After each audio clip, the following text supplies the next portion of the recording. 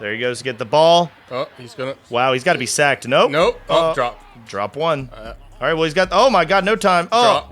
Drop the ball, starting too. to seem familiar. Yeah, this feels familiar. Oh, I can't believe he got that off. What is that? Oh, Devin White. Hello. Interception. Yeah. The refs are all after him. Yep, of course. And they're pretty athletic refs, actually. Yeah, they're going all after him. Yeah. Yeah, I remember. Now, this makes sense. I see why he ran for 490-something yards. Yeah. I also totally remember the refs actually chasing him on the field. Yeah.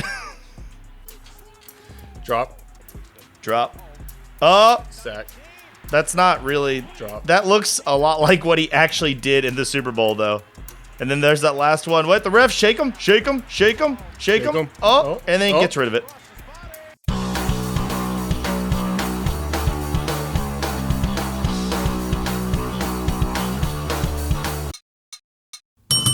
Welcome into 10-Minute Warning. I'm Ian. And I'm Harrison.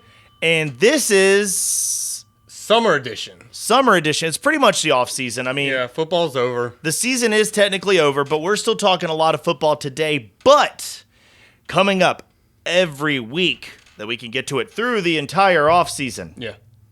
Every week. We're going to try to do 10-minute warning, but we're going to be doing it a little bit differently. So obviously, we can't do the 10-minute warning. We're still kind of working on how to keep our name gimmicky. It makes sense. Yeah. But for right now, that's on the back burner. The podcast won't change names, obviously, but what we're going to do is we're going to have different guests on as often as we can. Whenever we can find a guest, we're going to have one on. Mm-hmm.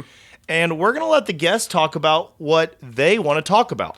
Now, the interesting thing about this is some of our guests will have a lot of football knowledge. And some understand it, and some none at all, which I'm looking forward most to because it'll be interesting to see how they pick their teams or their reasoning. Well, it's one of those things that we want to try to avoid because I've already brought an example. I've brought a recent example, but SportsCenter already tweeting out things like, oh, who's the best quarter? Is Tom Brady the best of all time? If you could take Tom Brady or Peyton Manning, who would it be? All these fictional clickbait questions that you're going to get from all the big guys, we don't want to do that. No. You can have those conversations in a bar like God intended. The reason we originally started 10-Minute Warning was to talk about the drama that most news stations wouldn't talk about. To get into stuff that you couldn't hear on ESPN, ESPN2, not even ESPNU. And that thrives for some reason during the offseason because people aren't being controlled by their teams as much. I mean... Freedom. They have freedom. They have freedom, and a lot of times when you have money and freedom, it doesn't pair well. So now that we are actually outside of the season, we're really hoping to dive into some of the really juicy off-season stories, and some of our guests, male, female, whoever, usually can weigh in pretty well on the off-season stories. So we're looking at you, NFL players. Start ruining your lives. Please, hurry up. Yes, we need it. Piss important people off. Yes. It'll be very juicy. Now, before we get to the off-season, let's break down, was there a game last Sunday? Something called, like, the big game. I don't think we're allowed to say the name. Oh, yeah, we're not? Yeah, there's some, like, licensing for it, so. I'd like to see him come after me. But okay. During the... oh, that would be our luck. Take everything I have. The big game happened on Sunday, and a lot of people were... I mean, would you say people were disappointed? Yeah, I think anytime a game is kind of lopsided and isn't what was expected, because I think a lot more people had the Chiefs than the Bucs. It brings about disappointment. They're allowed to be wrong. I think it's a good time to point out that me and Harrison both took the Bucs. So we did. If you listen to us, you might have actually made some money if you legally bet on the game. Yeah. I mean, we were right. I'll take that.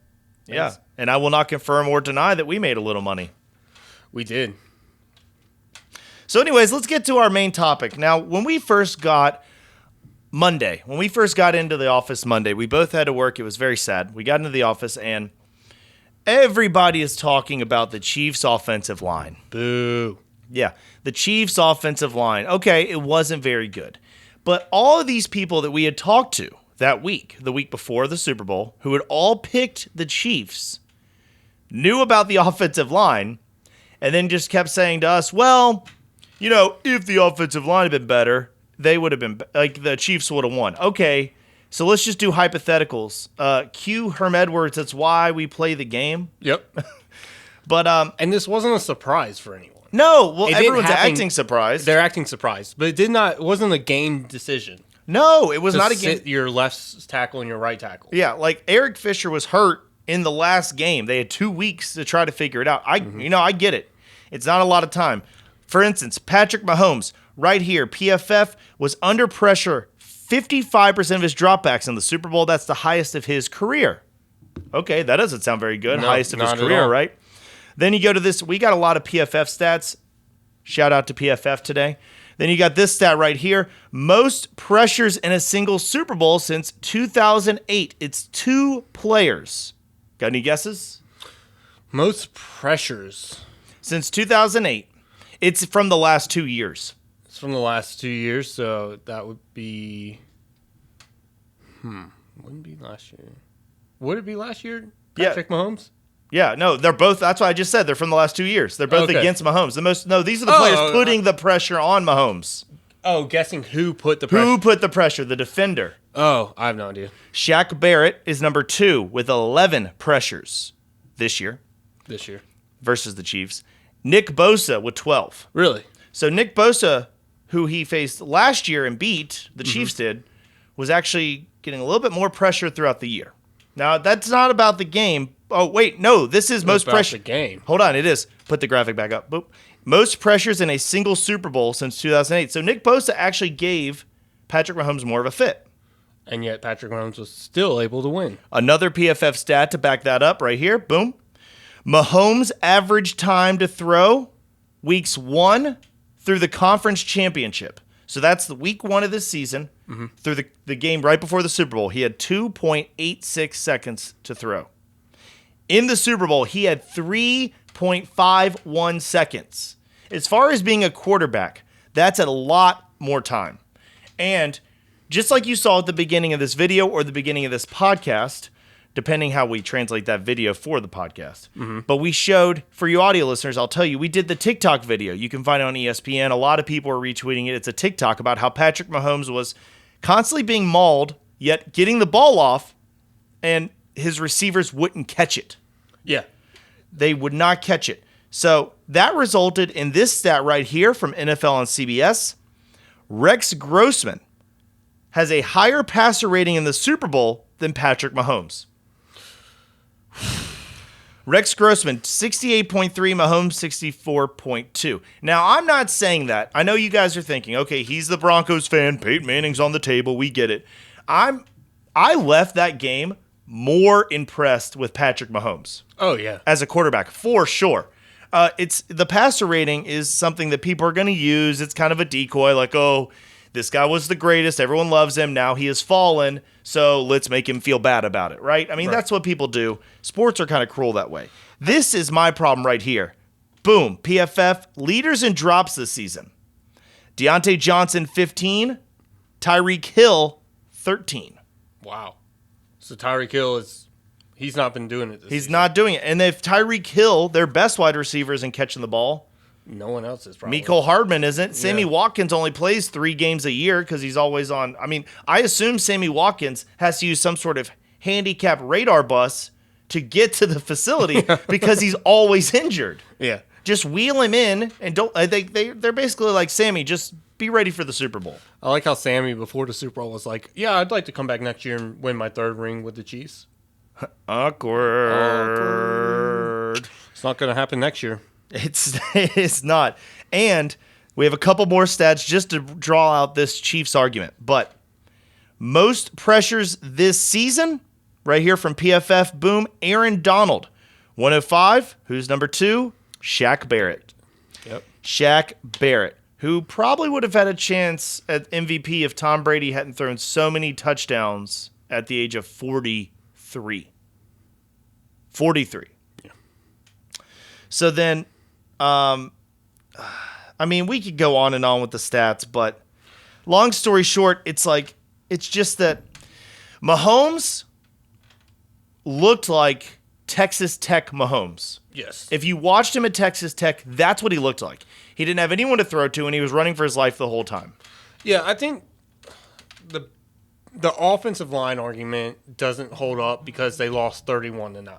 Right. I think the offensive line would have obviously helped, and it could have been a much closer game. But the ultimate factor that the Chiefs lost this game is they never ran the damn ball. No, they never ran it well. And they always put Patrick Mahomes in this, I have to come back. Wait, like, one thing I heard is that Patrick Mahomes agreed that he was always trying for the big play in this game.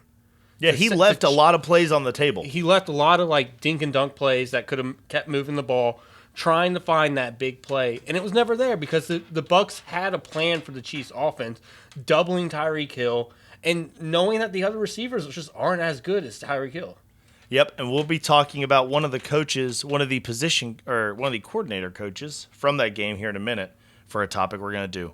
But to just go off on what Harrison was saying, which I completely agree with. I mean, we have no disagreement here, but all the calls for Casey, they had the sacks in the game were 3 total. Mm-hmm. 3 players recorded sacks against the Chiefs. 1.5, 1, and 0.5. Realistically, that's 2 sacks where somebody helped, and just got credit. Right. Okay? Mahomes got away, got the ball off every time. It's like, so let's go back to Super Bowl 50 because it's my favorite example for Super Bowls, and it's only 5 years old. It works really well for this. It doesn't. No, listen. Peyton Manning was sacked 5 times in Super Bowl 50. Mm-hmm. 5 times. That's a lot. Cam Newton was sacked 6 times. Did you hear anybody after that Super Bowl loss for Cam Newton? Did you hear anyone saying, well, if Cam Newton just had a line? Yeah. No one. No one defended Cam Newton. He had a line. He had a line. It's just the defensive line overpowered it, and he just couldn't hold on to the ball sometimes when he needed to just take a sack. But, we're not here to gang up on Cam Newton. No. Whoever did his last surgery did that for him. Yeah. But I'm just saying, Eric Fisher was gone. Everyone, Okay, so then somebody asked me, how do you expect Patrick Mahomes to make plays with that line? Who's the highest paid player in the league, Harrison? Patrick Mahomes. Who makes more money than any other quarterback right now could dream of? I believe that would be Patrick Mahomes. So that's probably the guy you expect to make the plays. Yeah. Like, he's so well paid. We have a mutual friend, I won't put her name on here, but she was watching the Super Bowl with us, and it was literally the first football game she's watched all year. Mm-hmm. All year. Now, she used to watch football. She just hasn't been watching it this year. Pandemic, busy, whatever. Not what we're talking about. But I was telling her about some of these offensive line arguments, and even she said, are you kidding me? He got the ball off almost every time. Those guys wouldn't catch it. Yeah.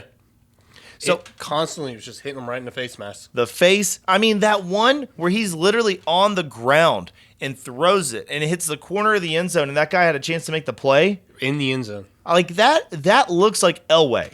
Yeah. Like, that's how good it looked. Patrick Mahomes in this game proved to me that he probably is the most exciting, if not best player in the league, and is deserving of that money. You want to know what I think could happen to the Chiefs long term? This is kind of a hot take. When Travis Kelce declines or retires, I don't know which will happen first because he looks good.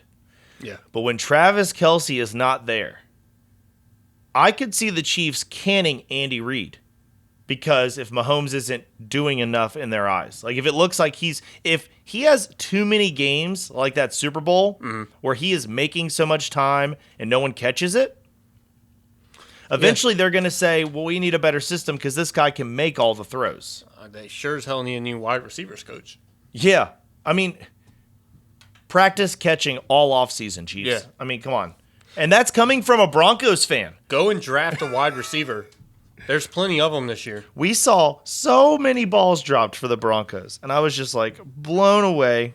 Could you imagine the Chiefs with a guy like Jalen Waddle or Devontae Smith? No, and I don't want to. I would like not to. That's what they need. Someone who can catch the ball. Hopefully none of them are available at 32. Yeah. If Jalen Waddle or Devontae Smith are available at 32. Something went wrong. Yeah, the mock drafts I'm seeing are all wrong. Yeah. They don't have them make them at. It's not going to happen. They don't have those players falling out of 15. But yeah, you never know. It's going to be really interesting as we look at the draft this year because we're going to be podcasting all the way through it, and there's going to be so much less to look at because no private workouts, like quarterback camps, like Combine, like everything's virtual. That's why we're hoping for people getting in trouble. Come on, trouble.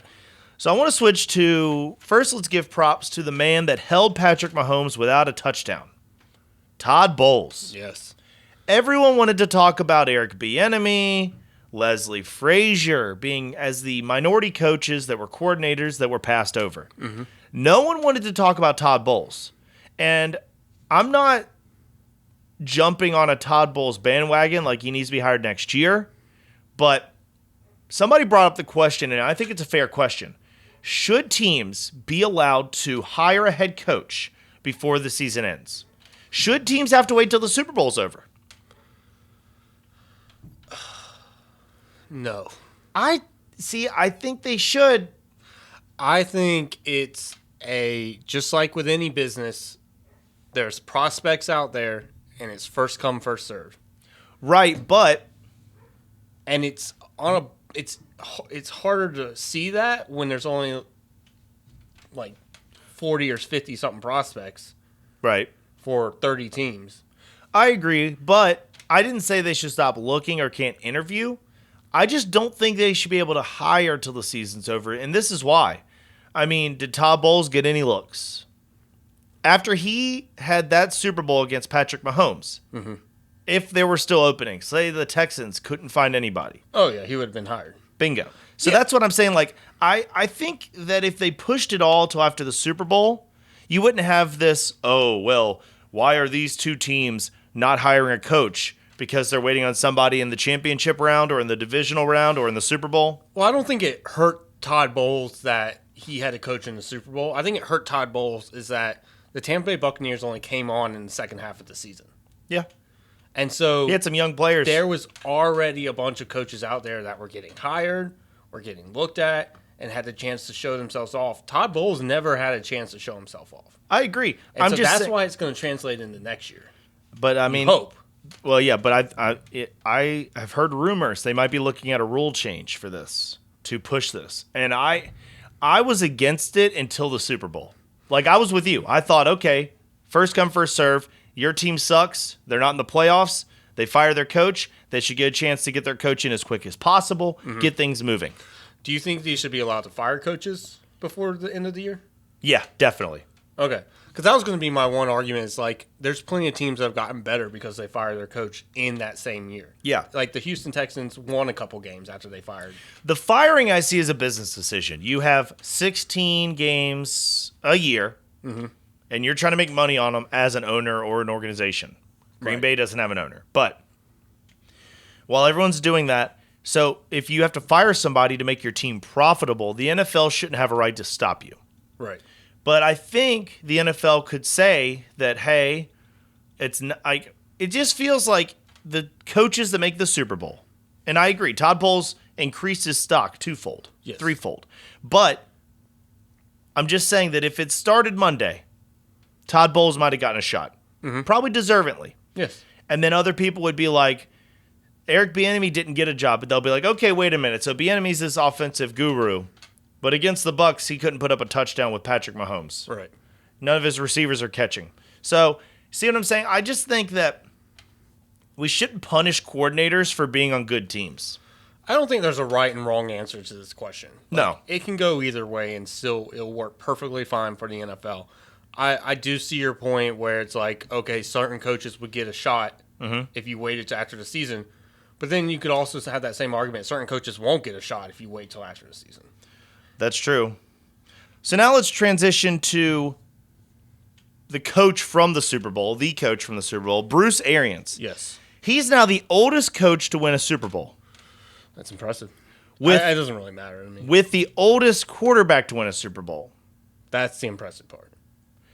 And it's not the first time Bruce Arians has opted for age. Okay. He left Andrew Luck in the Colts. He got the job in the Cardinals. Who did he bring in? Carson Palmer. Yeah. Carson Palmer was a long time removed from his time being great with the Bengals and from his time being mediocre with the Raiders. Mm-hmm. And after his time with the Raiders, I could see a lot of people saying, I'm not gonna go get that old USC quarterback. I'm not gonna put him on my team. But what did Arians do? He took him. He knew Carson Palmer can play. He knew Tom Brady is a winner and he can play. Yeah. And props to Bruce Arians for trusting old quarterbacks several times when no one else is. Everyone else is trying to get that rookie quarterback deal. He's like, give me Tom Brady, whatever he wants, and we're going to try to go to a Super Bowl. And it worked. Could this have been Bruce Arians' last shot? Yeah. If they failed with Tom Brady. Well, okay, who takes him? Not this year. I mean, if he had not this year, but just like this period, in his time period with Tom Brady, if he couldn't have won a Super Bowl, if he couldn't have looked at least decent, who would ever want him again? Exactly. Well, because Bruce Arians, he at least to his credit retired on his own, wasn't fired. I don't know. Yeah. But he retired. He did a year in the booth. He was frankly terrible at it. And then all of a sudden, the opportunity to coach again comes up. And you know what I think will honestly happen? What? If Bruce Arians can get anywhere close to this amount of success next year with Tom Brady, even if Tom Brady leaves after that year, Todd Bowles is probably going to be the internal promotion candidate, or Byron Leftwich. Yeah. Byron Leftwich has really served his time as the OC for Bruce Arians. And Tom Brady loves him. Loves him. And, I mean, people around the league love ex players. They love them. Yeah. So, I mean, I think it's great that So are you saying you think Bruce Arians, once Tom Brady retires, might go out with him? Bingo. If he has the same success? Bingo. Yeah. I say when Tom Brady's gone, Bruce Arians says, I'm old, and I'm not here to like Lose. start a new team. I can't do a rebuild. Yeah. No, I agree with that. Yeah, his wife would kill him. He's one of those older guys that mentions his wife in a joking sense so much that you realize, I don't think he's joking. I think he's afraid of her a little bit. Yeah. She probably messes some stuff up for him.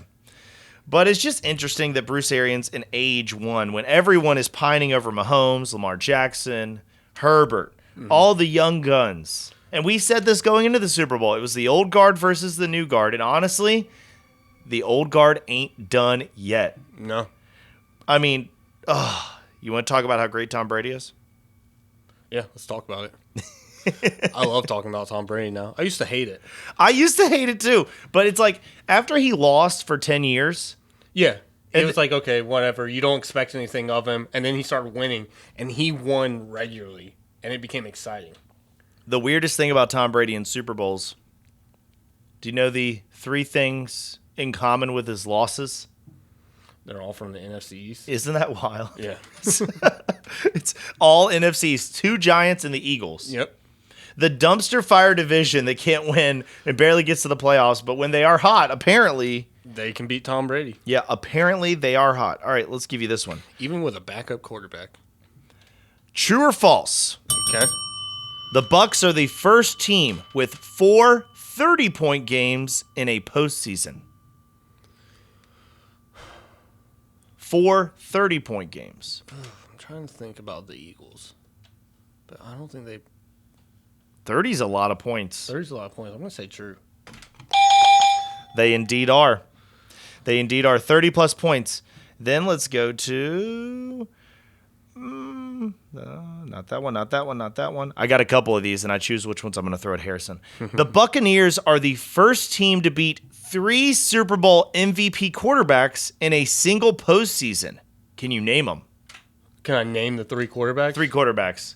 3 Super Bowl MVP quarterbacks. Super Bowl MVP, one would be Aaron Rodgers. One would be Drew Brees. And one would be Patrick Mahomes.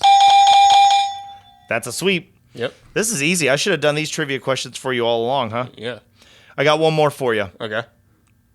True or false? Tom Brady is the first player in NFL history with 50 passing touchdowns in a season, including playoffs, for a Super Bowl champion. False. That would have been Peyton Manning. Didn't he have? They lost. They didn't win the Super Bowl that year. They didn't win. He's the first. He's the first one to put up that many touchdowns and those win. Years mixed up. Me too. Yeah. Me sure too. You do. I do it on purpose. Yeah. With bourbon. I would like to point out to Chiefs fans, I feel your pain. You guys only put up 9 points in the big game when the Broncos got destroyed by the Seahawks. We only put up 8. Welcome to the AFC West losing Super Bowls. If Mahomes is really going to draw John Elway comparisons with how he throws, get ready for a rough couple decades because he lost a lot of Super Bowls before he won any. Yeah, I don't know. I think the Chiefs are fine. Yeah, I don't think it's any time to panic. No. I think it's just what happened was the Chiefs fell asleep. Yeah. That's what happened. The Chiefs, you could tell. I thought Tyrann Mathieu. We talked about this during the game. The Tyrann Mathieu penalties, as that progressed, started to be like an oh crap moment. It started to be like the first 2 penalties, he's kind of laughing at the refs because usually refs really let him play in the Super Bowl. Yeah. These refs, I know they're catching a lot of flack, but I think they were consistent. They were consistently a little bit tougher than Super Bowl audiences are used to them being. Good or bad. I don't agree with them being that tough. Yeah. And they weren't even super strict, but I don't agree with it. But at the same time, I think it's fair that they kept it throughout. Mm-hmm. But you can tell Tyrann Mathieu gets his first flag. He's laughing. Second penalty. Things go on. He's not laughing anymore. No. He realizes that we have underestimated Tom Brady. I think that was the big factors. They did not prepare for this game like they should have. Well, they didn't look like a team that was ready for the Super Bowl. They didn't look like a team that was ready to take on a guy who had won 6 championships. Like you're saying, they were not prepared. They were definitely, at least the Chiefs' defense thought, we've got this in the bag. We're about to repeat. You've got to get your team mentally ready. And I don't know if Patrick Mahomes did or did not do this. So I'm not going to knock him for it.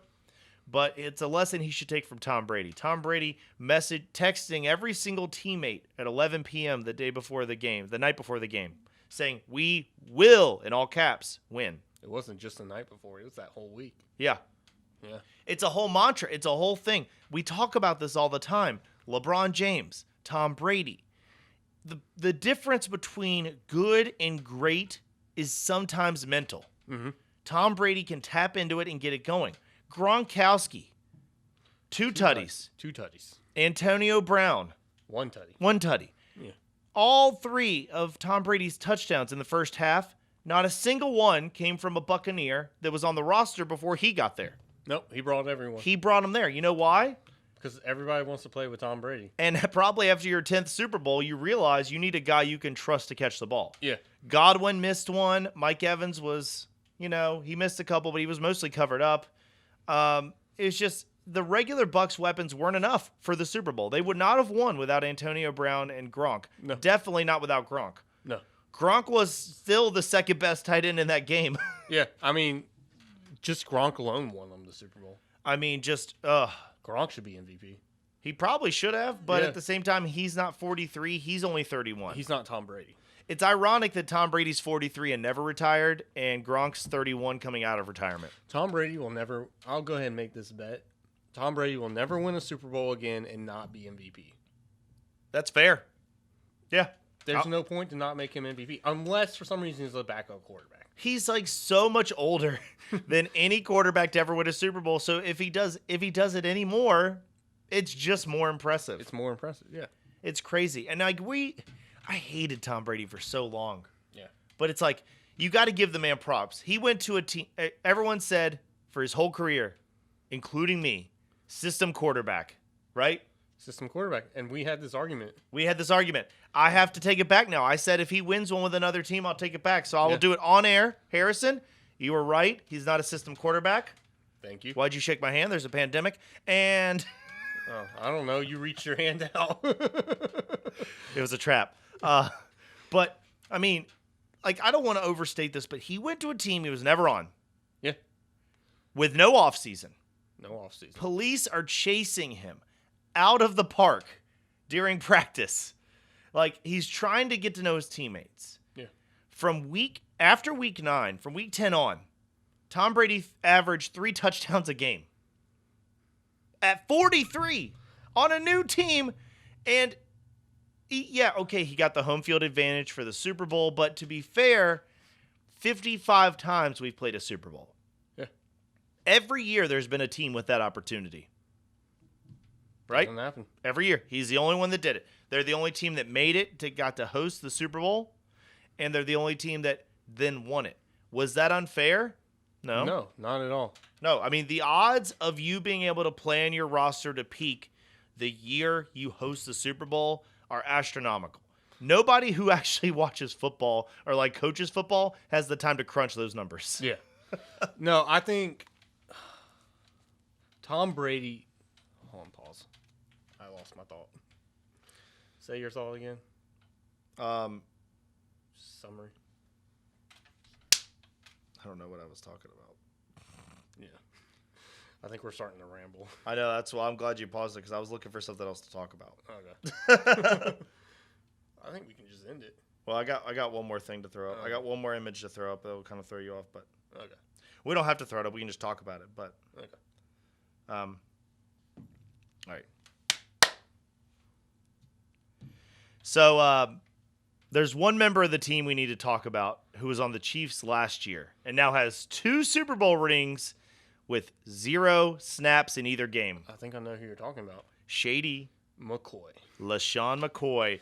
You forgot about him. While Frank Gore is coming from the dead and Adrian Peterson refuses to die and they're rushing for their spot on the rushing list, LaShawn McCoy low-key just joining teams that could win Super Bowls. There was a lot of talk that he might go to the Eagles this offseason, return home, retire with them. Yeah. Sorry, Eagles fans. He wanted the ring. He had the chance to go play with Tom Brady. And he's gotten 2 now. If I'm LaShawn McCoy, I'm going to keep going to teams, do whatever the hell he's doing to get signed. Hell yeah. And be that third-string running back, whatever. He probably is making his money just off the incentives and his contracts, like make the playoffs, win a Super Bowl. Every player's got that. Let me blow your mind. Ready? Okay. You remember when Tom Brady was a 4-time Super Bowl champion and that was Knuckin' Futz? Yeah. Gronk is now a 4-time Super Bowl champion, and he's a 7-time champion. That's how much winning has been happening. It's crazy. I saw an image earlier, and I don't have it here, but somebody made a very good point. They said you could take 1 decade of Tom Brady's career, and he's an MVP. Like, he's a Hall of Famer with just a single decade. Because at the age of 40, he has like 2 Super Bowls, 3 Super Bowls. He has 2 in his 30s. He had 3 in his 20s. MVPs. Like, Yeah. Tom Brady's so well decorated. Now let me blow your mind. Go ahead. That's probably not going to blow your mind. But Tom Brady. Too late. It's been sold already. Tom Brady, had he lost that Super Bowl and the Seahawks won it, Yeah. the second one, Mm-hmm. I think that would have been the downfall of the Patriots. Oh, you think that would have been it for him? Yeah. Like I mean, losing. they could have been like, all right, let's maybe move on. He's getting old. Well, that He's would have not been. winning Super Bowls anymore. That's 3 in a row. Would that have been 3 or 4 in a row? 3 in a row. Because it's before the Eagles. Yeah. Okay. Yeah. So then with that, if what you're so with this revised history, we're going back. They lose to the Seahawks. The Seahawks repeat. Mm-hmm. Maybe Marshawn Lynch don't step away. The Seahawks keep being good because they don't lose their team chemistry. Yeah, maybe. That the Super Bowl ruined. Right. And they don't and then Tom Brady would have had 4 Super Bowl losses in a row. 3. Well, I'm still assuming he would lose to Eagles later if he was still there. Oh, yeah. I mean, But I'm saying he wouldn't even still been there. you think they would have gotten rid of him there? Maybe not there, but the next year when they didn't go to the Super Bowl again. That would have been great because he probably would have been a Bronco with that timeline. Yeah. Peyton Manning would have never made it there. Yeah, because, I mean, Peyton Manning was already retired by the time that happened. The next year. Yeah. Yeah. Wait, oh. This was the year before the Panthers Broncos. Oh, this is Super Bowl 49. Yeah. Seahawks, Right, because Patriots. they beat the Broncos in 48. Oh, in that case, that sucks then because we wouldn't have taken Tom Brady with one more year of Peyton Manning. No. They wouldn't have got rid of Peyton Manning, and I would have been very mad if they did. Yeah. I would have been very mad. So, do we have anything else to talk about? I think that's it. It's the off season. The episodes aren't going to be as long. Or they might, but They they might be might, about yeah. they might be about something different. Yeah. We're gonna try to do a good job of letting you guys know exactly what we're talking about each week before you try to commit to it. We know sometimes we might be talking about stuff you don't want to talk about, listen about. Yeah. Great words I'm doing. But let us know if also if you have something you want us to give our opinion on. Yeah, we are open to that. Absolutely, because we're trying to book up the calendar with off-season guests. But if there's something you think that we should be talking about, we will. We're not going to be ignoring football. Free agency comes up in a month. Free agency, then the draft. The draft after that, all Then- virtual. Yeah, and then it's Then it's peak NFL players screwing up season. peak NFL screwing up season, and then it's who we think's going to win the division, and then it's time for preseason. Bada bing, bada boom. So there's a lot of football to talk. Nothing better than the old classic of predicting divisions. Yeah. You want to go back and listen and see if we were right this year? Yeah, I don't. I do because I know I was right in most of them. Really? Yeah, I had the Bills winning. I had the Bucks winning. The Bucks didn't win their division. Oh, yeah, that's right. They won the Super Bowl. They won the Super Bowl. Damn it, I was wrong on that one. Ha ha ha! Drew Brees still won that. Unfortunately, he lost the one game that mattered. Yeah. It looks like he's retiring. Yeah, probably. Yeah. Where did the Broncos finish? Were they last? Broncos were second to last, I think. They beat the Chargers. Yeah. Broncos never get last. Yeah. They might have gotten last this year, though. I don't know. I think they got last year. No. Or no. The Chargers had to draft Herbert. They had to be bad enough to get there. Yeah, that's true. But anyway, so if there's any topics you guys think we should tackle next week, we've already got our topic for next week set up. We're going to be talking to a custom fabrication artist in our area. Mm-hmm. His name is Tay Whiteside. He's very tall. We don't know where we're going to fit him. Yeah, this basement is only like 7 feet tall. Yeah, and I mean, when you see him, you're going to notice he's tall. If you're on audio and you want to check him out, he's easy to find because he was on Salvage Dogs on the DIY network for the entire run of the show. He's a fabricator. He was on Salvage Dogs. And now he has his own thing, Lift Arc Studios, which has a YouTube page, and he'll do fabrication videos. So maybe Tay will have us on for something. Yeah.